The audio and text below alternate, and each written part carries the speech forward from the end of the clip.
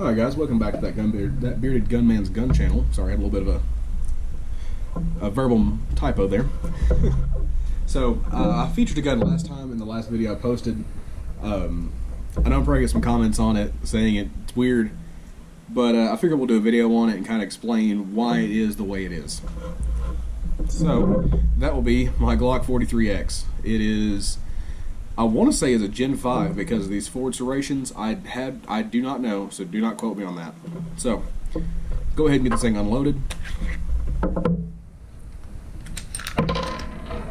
Pull back, and I'm carrying, again, Hornady Critical Defense Breast Cancer Awareness Pink Shells.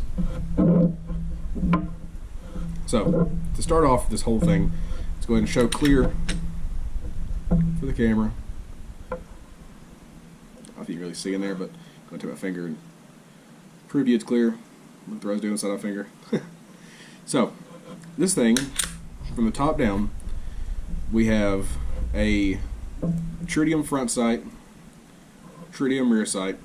We have a Recover Tactical rack assist because I got fat hands, little slide, you kind of get how it goes. It makes life a little easier to grab that back of it. It's about the same size as a G17 really in the rear. It looks a lot bigger than it actually is. It's about the size of a G17. Here we go. So for size reference, here's a 26 rear end versus a 43X with a rack assist rear end. It's not a whole hell of a lot difference. So we have grip tape here on top, grip tape here on the side, and on the thumb rest, because this grip right here is smooth. There is no anything. There's a little bit of texturing right there. That's it. This gun is horribly smooth.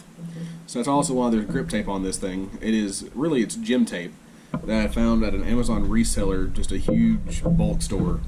I found a pack of these for like $2, and this is the best grip tape I've ever held before in my life. It's called goat tape, which kind of sounds stupid, but goat tape. It is good for sweat, good for anything you throw at it. So, go ahead and get this thing opened up. Can I show you what we're working with here? This is also probably the easiest Glock I own to take down, because that rack assist, it is just perfect. So go ahead and get that spring pulled out of there. This one's probably disgusting because it gets fired quite a bit. Yeah, that is straight brass residue on my finger right now. That is disgusting. So let's go ahead and just take one wipe inside here, just kind of show you guys. Yeah, she's, like I said, that's the workhorse. That is the monster right there. And the inside of this thing, I guarantee you, is dust riddled like a mofo. Actually, it doesn't look too bad. And as you can see from inside there, this is the original color of the gun. I tried to do like a dyeing on the outside to kind of get rid of the robin egg, I think, is the Glock's color pattern on this. But I can't stand the robin's egg color. I picked this thing up for $300. I mean, it was stupid cheap. Got it from a good friend of mine. It's a good deal. I know it helped him out. It helped me out just to say, you know, I have a good concealed carry, because even though it's butt ugly, it has never failed me. So, looking back on this, look inside there. It's got plenty of oil. It is dusty. I mean, not gonna lie, it is disgusting in here. I probably need to clean this thing. And wow, you can really see, I don't know if you guys can get a good angle on this or not.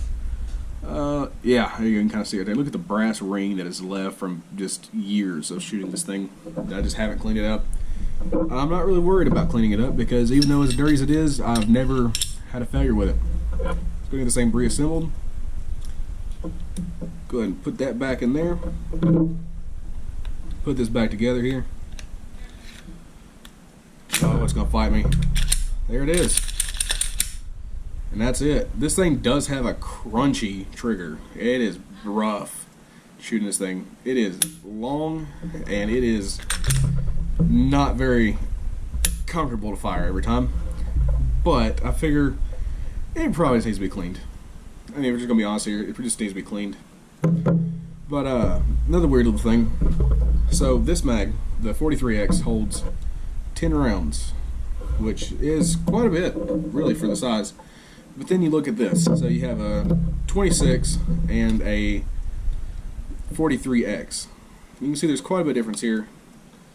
And there's not much difference in the width total. I mean, see if I can get a good shot of this. The width is not much to talk about. Like, it's actually not that bad. Oh, I can't get a good lighting because everything's black on it. So, get these two a little bit closer, you can probably see it better. You can see there's a little bit of gap there. It's just the hair. This is a hair thicker. But this one also holds 10 rounds. Also, the size difference between a 43X and the 26 is crazy. You know, it's real crazy that they're damn near the same length. They are almost the same width. I think the 26 is, I mean, a millimeter or two wider, if that. The only major noticeable difference in the 26 and the 43X is that the 43X has a lot longer grip than the 26. Like, quite a bit longer. Why they couldn't pack a few more rounds into the 43X, I don't know.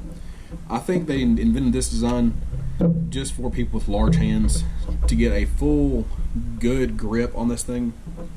But even this gun, if you have the magazine in, it's really not that bad. You can get a pretty fair grip on this thing.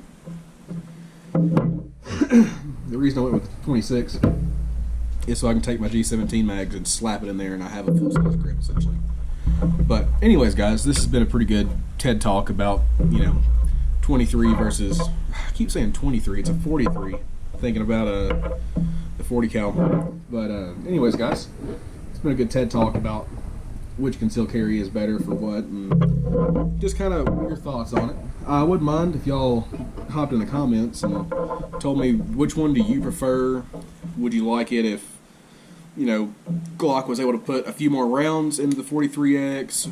Do y'all prefer the 19 or the 19X? I mean, there's a lot of different models for concealed carry for Glock. We made quite a bit. So, if y'all would just start an argument in the comments, I'll reply to them and I will try to keep up with y'all.